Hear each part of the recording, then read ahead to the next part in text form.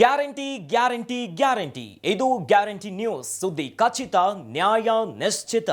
ನಮಸ್ತೆ ವೀಕ್ಷಕರೇ, ನಾನು ಅಖಿಲೇಶ್ ದಬ್ಬೆಕಟ್ಟೆ. ರೇಣುಕಾ ಸ್ವಾಮಿಯ ಕೊಲೆ ಪ್ರಕರಣ ದಿನಕ್ಕೊಂದು ಬೆಚ್ಚಿ ಬೀಳಿಸುವ ಸಂಗತಿಗಳು ಹೊರಬರ್ತಾನೆ ಇದೆ. ಆದರೆ ಚಿತ್ರದುರ್ಗದ ರೇಣುಕಾ ಸ್ವಾಮಿ ಬೆಂಗಳೂರಲ್ಲಿ ಬೀದಿ ಹೆಣವಾಗಿದ್ದ ಹೇಗೆ? ಪವಿತ್ರ ಗೌಡಗೆ ಏನು ಮೆಸೇಜ್ ಮಾಡಿದ್ರು? ಆ ಮೆಸೇಜೇ ಈಗ ರೇಣುಕಾ ಸ್ವಾಮಿಯ ಮರ್ಡರ್ಗೆ ಕಾರಣವಾಯ್ತಾ? ಇನ್ನು ರೇಣುಕಾ ಸ್ವಾಮಿ ಮಾಡಿದ ಮೆಸೇಜ್ ಇಂದಲೇ ಪವಿತ್ರ ಗೌಡ ಮಾಸ್ಟರ್ ಪ್ಲಾನ್ ಮಾಡಿ ರೇಣುಕಾ ಸ್ವಾಮಿಯನ್ನ ಮರ್ಡರ್ ಮಾಡಿದ್ರ? ಇವೆಲ್ಲದ ಕುರಿತಂತೆ ಎಕ್ಸ್ಪ್ಲೇನ್ ಮಾಡ್ತಾ ಹೋಗ್ತೀನಿ. ರೇಣುಕಾ ಸ್ವಾಮಿಗೆ ಪವಿತ್ರ ಗಾಳ. ಗೌತಮ್ ಹೆಸರಿನಲ್ಲಿ ಪವಿತ್ರಗೆ ರೇಣುಕಾ ಸ್ವಾಮಿ ಮೆಸೇಜ್. ಹೌದು, ಗೌತಮ್ ಎನ್ನುವ ಹೆಸರಲ್ಲಿ ರೇಣುಕಾ ಸ್ವಾಮಿ ಪವಿತ್ರ ಗೌಡಗೆ ಮೆಸೇಜ್ ಅನ್ನ ಮಾಡ್ತಿದ್ನಂತೆ. ಗೌತಮ್ ಹೆಸರಿನಲ್ಲೇ ಪವಿತ್ರಗೆ ಅಶ್ಲೀಲ ಫೋಟೋ ರವಾನೆ. ರೇಣುಕಾ ಸ್ವಾಮಿ ಗೌತಮ್ ಎನ್ನುವಂತ ಫೇಕ್ ಅಕೌಂಟ್ ಅಲ್ಲಿ ಪವಿತ್ರ ಗೌಡಗೆ ಅಶ್ಲೀಲ ಫೋಟೋವನ್ನ ಕಳಿಸಿದ್ನಂತೆ. ಈ ವಿಷಯವನ್ನ ಆಪ್ತ ಪವನ್ಗೆ ತಿಳಿಸಿದ್ದ ಪವಿತ್ರ ಗೌಡ. ಯಾವಾಗ ಗೌತಮ್ ಎನ್ನುವಂತ ಫೇಕ್ ಅಕೌಂಟ್ ಇಂದ ಪವಿತ್ರ ಗೌಡಗೆ ಅಶ್ಲೀಲ ಫೋಟೋ ಮತ್ತು ಮೆಸೇಜ್ ಮೇಲೆ ಮೆಸೇಜ್ ಬರ್ತಿದ್ದಂತೆ ಇತ್ತ ಪವನ್ಗೆ ಪವಿತ್ರ ಗೌಡ ಇವೆಲ್ಲ ವಿಚಾರವನ್ನ ತಿಳಿಸಿದ್ದಂತೆ. ಈ ಪವನ್ ದರ್ಶನ್ ಮತ್ತು ಪವಿತ್ರ ನಡುವೆ ಇರುವಂತ ಸೇತುವೆಯಂತೆ ಅವರಿಬ್ಬರಿಗೂ ಕೂಡ ಆಪ್ತರ ಸಹಾಯಕನಾಗಿ ಕೆಲಸ ಮಾಡ್ತಿದ್ದಂತೆ. ಪವನ್ ಮೂಲಕ ದರ್ಶನ್ಗೂ ಮೆಸೇಜ್ ಬಗ್ಗೆ ಮಾಹಿತಿ.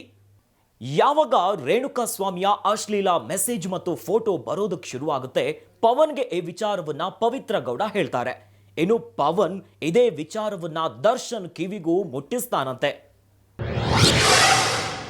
ನಂತರ ಸ್ವಾಮಿ ಜೊತೆ ಸಲುಗೆಯಿಂದ ಪವಿತ್ರ ಸಂದೇಶ.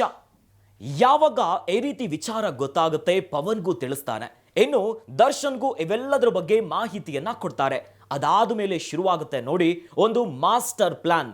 ರೇಣುಕಾ ಸ್ವಾಮಿ ಯಾರು, ಎಲ್ಲಿಂದ ಮೆಸೇಜ್ ಮಾಡ್ತಿದ್ದಾನೆ, ಇವನ ಬಗ್ಗೆ ತಿಳಿಬೇಕು ಅಂತ ಪವಿತ್ರ ಗೌಡ ಸಲುಗೆಯಿಂದ ಗೌತಮ್ ಎನ್ನುವ ಹೆಸರಿನಲ್ಲಿ ರೇಣುಕಾ ಸ್ವಾಮಿ ಮಾಡಿದ್ದ ಫೇಕ್ ಅಕೌಂಟ್ಗೆ ಮೆಸೇಜ್ ಮೇಲೆ ಮೆಸೇಜ್ ಮಾಡ್ಲಿಕ್ಕೆ ಶುರು ಮಾಡ್ತಾರೆ. ಅಲ್ಲಿಂದ ಶುರುವಾಗುತ್ತೆ ನೋಡಿ ಈ ಮೆಸೇಜ್ನ ಮಿಸ್ಟರಿ. ಟ್ರ್ಯಾಪ್ ಮಾಡುತ್ತಿರುವ ಬಗ್ಗೆ ಕಿಂಚಿತ್ತು ಅರಿವಿಲ್ಲದ ಸ್ವಾಮಿ ಈತ ಸಲುಗೆಯಿಂದ ರೇಣುಕಾ ಸ್ವಾಮಿಯನ್ನ ತಮ್ಮ ಬಲೆಗೆ ಬೀಳಿಸಬೇಕಂತಾನೆ ಪವಿತ್ರ ಗೌಡ ಮತ್ತು ಅವರ ಇಡೀ ಡಿ ಗ್ಯಾಂಗ್ ಪ್ಲಾನ್ ಮಾಡ್ಲಿಕ್ಕೆ ಶುರುವಾಗುತ್ತೆ. ಹೀಗಾಗಿ ಸಲುಗೆಯಿಂದ ಮೆಸೇಜ್ ಮಾಡ್ಲಿಕ್ಕೆ ಶುರು ಮಾಡ್ತಾರೆ.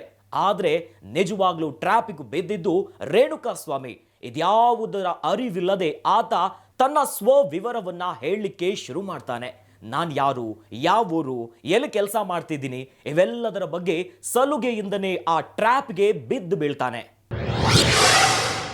ಅಪೋಲೋ ಫಾರ್ಮಸಿಯಲ್ಲಿ ಕೆಲಸ ಮಾಡ್ತಿರೋ ಫೋಟೋ.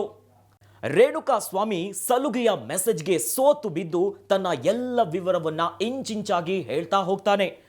ಮೊದಲು ಗೌತಮ್ ಎನ್ನುವಂತ ಅಕೌಂಟ್ ಮೂಲಕ ಫೇಕ್ ಮೆಸೇಜ್ ಮಾಡ್ತಿದ್ದ ರೇಣುಕಾ ಸ್ವಾಮಿ ತನ್ನೆಲ್ಲ ಸತ್ಯಾಂಶವನ್ನ ಹೇಳಿಬಿಡ್ತಾನೆ.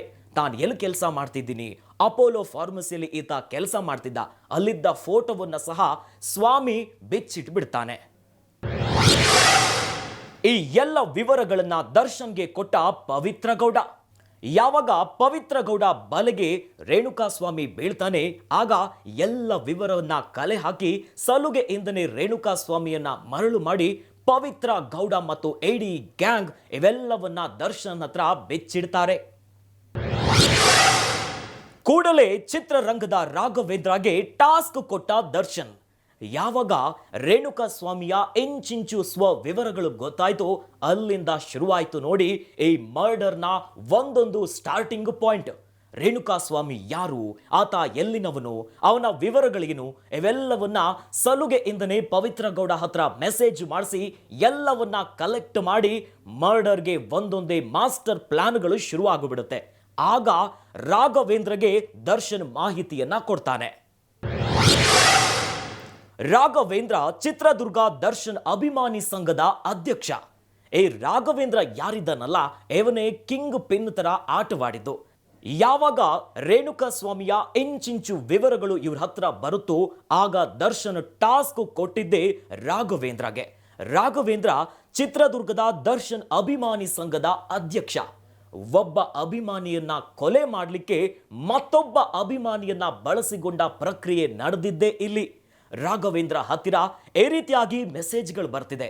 ಆ ರೇಣುಕಾ ಸ್ವಾಮಿ ನನಗೆ ಬೇಕು, ಇವನನ್ನ ಎತ್ತಾಕೊಂಡು ಬರಬೇಕು ಅಂತ ದರ್ಶನ್ ಮಾಹಿತಿ ಕೊಡ್ತಾರಂತೆ. ಸ್ವಾಮಿಗೆ ಫೋನ್ ಮಾಡಿ ದರ್ಶನ್ ಮಾತನಾಡಬೇಕು ಎಂದ ರಾಘು.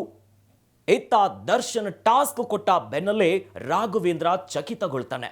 ರಾಘವೇಂದ್ರ ದರ್ಶನ್ ನಿಮ್ಮ ಹತ್ರ ಮಾತಾಡಬೇಕು ಬಾ ಅಂತ ರೇಣುಕಾ ಸ್ವಾಮಿ ಹತ್ರ ಹೇಳ್ತಾನಂತೆ. ಚಿತ್ರದುರ್ಗದಿಂದ ಬಲವಂತವಾಗಿ ಎತ್ತಾಕೊಂಡು ಬಂದ ರಾಘು. ರೇಣುಕಾ ಸ್ವಾಮಿಯ ವಿವರಗಳು ಸಿಕ್ತು. ಅದಾದ ಮೇಲೆ ದರ್ಶನ್ ಟಾಸ್ಕ್ ಕೊಟ್ಟಿದ್ದೆ ರಾಘವೇಂದ್ರಗೆ. ಅಲ್ಲಿಂದ ರೇಣುಕಾ ಸ್ವಾಮಿಯನ್ನ ಎತ್ತಾಕೊಂಡು ಬೆಂಗಳೂರಿಗೆ ಬರುವಂತ ಕೆಲಸ ಆಗುತ್ತೆ. ಅದಾದ ಮೇಲೆ ಆಗಿದ್ದೇ ಅಚಾತುರ್ಯ, ಅದೊಂದು ಭೀಕರ ಕೊಲೆಯಾಗುತ್ತೆ. ಅಬ್ಬಾ, ನೋಡಿದ್ರಲ್ಲ ರೇಣುಕಾ ಸ್ವಾಮಿಯನ್ನ ತಮ್ಮ ಟ್ರ್ಯಾಪ್ಗೆ ಪವಿತ್ರ ಗೌಡ ಯಾವ ರೀತಿಯಾಗಿ ಎಳ್ಕೊಂತಾರೆ ಅಂತ. ರೇಣುಕಾ ಸ್ವಾಮಿಗೆ ಸಲುಗೆಯಿಂದ ಮೆಸೇಜ್ ಮಾಡಿ ತಮ್ಮ ಟ್ರ್ಯಾಪ್ಗೆ ಎಳ್ಕೊಂತಾರೆ. ಅದಾದ ಮೇಲೆ ಪವನ್ ಮೂಲಕವಾಗಿ ದರ್ಶನ್ಗೆ ವಿಷಯ ತಿಳಿಸ್ತಾರೆ. ಅಲ್ಲಿಂದ ಶುರುವಾಗುತ್ತೆ ರೇಣುಕಾ ಸ್ವಾಮಿಯ ಮರ್ಡರ್ ಮಿಸ್ಟರಿ. ಅದಾದ ಮೇಲೆ ಚಿತ್ರದುರ್ಗದ ರಾಘವೇಂದ್ರ ಮೂಲಕವಾಗಿ ಬೆಂಗಳೂರಿಗೆ ಕರೆತರ್ತಾರೆ. ಅಲ್ಲಿಂದ ಪಟ್ಟಣಗಿರಿಯ ಶೆಡ್ ಅಲ್ಲಿ ಆಗುತ್ತೆ ರೇಣುಕಾ ಸ್ವಾಮಿಯ ಅತ್ಯಂತ ಭೀಕರ ಕೊಲೆಯ ಷಡ್ಯಂತ್ರ.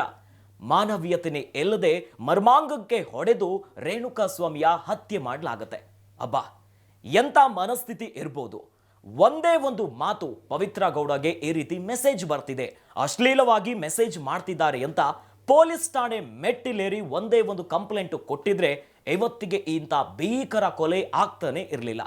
ಸ್ವತಃ ತಾವೇ ಕಾನೂನನ್ನ ಕೈಗೆತ್ತಿಕೊಂಡು ಅತ್ಯಂತ ಭೀಕರವಾಗಿ ಬೀಭತ್ಸವಾಗಿ ಕೊಲೆ ಮಾಡಿದ ಪ್ರಕರಣಕ್ಕೆ ಸಂಬಂಧಪಟ್ಟಂತೆ ಈಗ A1 ಆರೋಪಿಯಾಗಿ ಪವಿತ್ರ ಗೌಡ ಮತ್ತು so called D boss challenging star Darshan ಈಗ A2 ಆರೋಪಿಯಾಗಿ ಪೊಲೀಸ್ ಕಸ್ಟಡಿಯಲ್ಲಿದ್ದಾರೆ. ಕಾನೂನನ್ನ ಮರೆತು ಸ್ವತಃ ತಾವೇ ಕಾನೂನನ್ನ ಕೈಗೆತ್ತಿಕೊಂಡ್ರೆ ಏನಾಗುತ್ತೆ ಅನ್ನೋ ವಿಚಾರವೇ ರೇಣುಕಾ ಸ್ವಾಮಿಯ ಕೊಲೆ ಪ್ರಕರಣ. ಸದ್ಯ ಡಿ ಗ್ಯಾಂಗ್ ಈಗ ಪೊಲೀಸ್ ಕಸ್ಟಡಿಯಲ್ಲಿದ್ದಾರೆ. ತನಿಖೆ ಆಗ್ತಾ ಇದೆ. ಮುಂದೇನಾಗುತ್ತೆ ಕಾದು ನೋಡಬೇಕು.